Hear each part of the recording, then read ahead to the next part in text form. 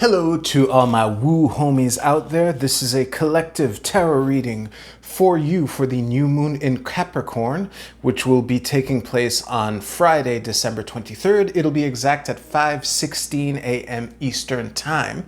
And for those of you who are wondering what a woo homie is, it's a reading for those of us who want more peace and freedom and harmony in the world. So if that's you, this reading is for you. The question that I shuffled for this reading is, what opportunities do we have? And the intonation is important because for those of you who, first of all, if you saw the Capricorn season reading and you watched it all, well, congratulations, because it exemplifies what I say when I say the tarot doesn't always have good news. I wouldn't say it was bad news. It was mainly like traffic jam ahead is the basic way to describe it. So I want to focus on the positive, focus on what opportunities we do have, and I will be doing a 4x3 mini tableau like I always do. The significator that I shuffled, that I chose for us is the Queen of Pentacles, which is a perfect significator for reasons that I might explain at the end of the video. And as always, there are three oracle cards here that you can choose which one, two, or three resonate with you. The question I shuffled on for these is, what opportunity should this group be on the lookout for? So let us cut the deck, and then I'm gonna set up the tableau, and then we'll see what we have. So the bottom of the deck appears to be the Seven of Wands. Let us see where the Queen of Pentacles is. Where are you, Queenie? Actually, I might as well explain it now. Whenever the Queen of Coins turns up, I usually end up repeating the words patience and focus over and over and over again. And given the reading that I had for Capricorn, it felt like a very fitting significator for us. No, that's the Queen of Wands. And where are... Yeah, I was hesitating between the Queen of Coins and the Knight of Coins, but let us see what we have. And here... That's nice. What made me say that's nice out loud is the Fool, and we also have the Strength card. This is I'm feeling really good, so I won't make you sit through me putting these in order. So I'm gonna stare at these a bunch. All right, I'll see you right now. Okay, this is a really good one. So to summarize this whole thing in a phrase, I'm going to elaborate. I actually have a lot of things to say about this reading. But to summarize it in a phrase, it's the opportunity that we do have is to finally leave the anxiety and disappointment and bitterness of these last 2.5, almost 3 years behind us, and find out what really makes us shine and how we can do our part to be the shining village on the mountain. I don't know how Americans call themselves. The shining village on the hill, whatever. Let me know below what it is. To elaborate a bit, okay, while I was staring at these cards, the one thing that really leapt out at me is how much fire there is in this reading. So out of a 12 plus 1 card reading, 6 plus 1 of these cards are fire. And I also noticed the very interesting layout, which is they're here with the sun right next to us and splitting out to fire again. A very interesting pattern indeed. So let's break this down a little. I think that the opportunity that we have, because again, coming back to the Capricorn season reading that I gave for you 2 days ago, it is pretty clear that this isn't going to be the most action-paced, fast-paced season of the year. We're heading into the deepest, darkest parts of the year. Capricorn season is here, so at least days are going to start getting longer if you're north of the equator. And I think that these next 28 to 30 days are going to be an opportunity to while we're hunkering down, while we're biding our time, for lack of a better phrase, to find out how the things that bring us joy can serve to can be put in service of others, basically. Because again, the Fool card here, and I'm going to put, this is how different the Fool card is in the Golden Dawn Magical Tarot compared to other representations. It's kind of nuts how different this card is. But this is the card that made me say, oh, that's nice, when it came out like at the end of our middle row here. And I think that the opportunity to go to this new beginning lies through the joy and clarity and togetherness that is represented in the sun. It's not like some kid on a horse holding a flag like in the Rider-Waite Smith. It's two kids, you know, playing around in their little walled-off encampment, you know. Encampment might not have been the best phrase, but it's coming back to the theme of being master of your dominion, but now not just being master of your dominion, finding the joy in finding all the joy that you can find in that dominion, and to really put those things in order and put those structures in place in order to have the strength to move forward with what is happening. Because this Emperor at the top here, how can I say this? The Emperor at the top here in this position, it's giving me the impression that, you know, we're not the only ones consolidating. Wink, wink, nudge, nudge. And I think that, you know,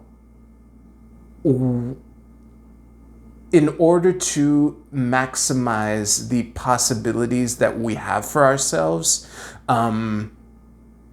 to build upon the work that we've done to get to this point, and to truly cut ties with the anxiety and nervousness and leave that shit behind where it belongs and focus on the bright future. But again, to find out, it's not just about finding a good hobby. It's about finding something that makes you shine so much that you can cut through the darkness. And that can be what the source of our collective strength is. I was also drawn to this for, like, I've said this in these readings, I don't usually pay that much attention to the words that are written under the cards here. But the Four of Cups in this deck is called Blended Pleasure. And I think that the blending can be, how can I say this? The blending can be between what brings us joy and what the world needs, and to blend that pleasure to find the strength, you know? Because it's looking like outside of our dominion, there's a lot of instability. And this is another thing that I found interesting. First of all, there are a lot of 4s and 7s in this spread. So if you, you know, are into numerology and shit, you might want to look that up. I can't help you beyond just pointing it out. But the thing that struck me is that the stable numbers are that we're on top.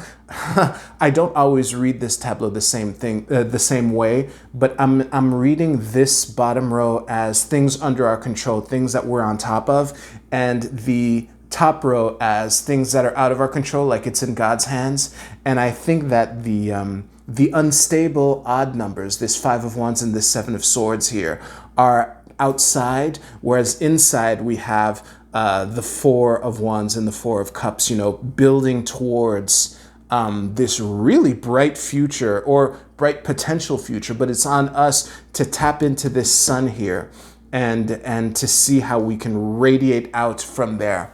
I honestly don't think that there is much more that I can add without looping, but I do want to give a short rant on the 7 of Wands here.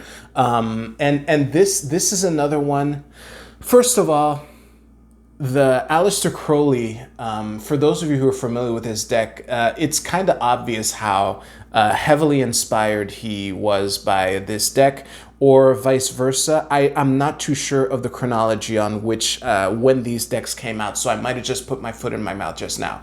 But the Valor thing with the upright wand in the middle of these 6 wands here is very, very similar to the Crowley version.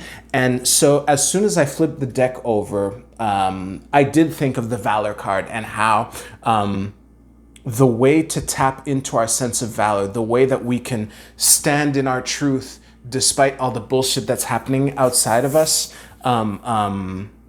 is to tap into all the shit that I said in this reading, basically. So to phrase it another way, all of this reading can transform into a sense of valor in the face of things that may or may not seem possible, you know?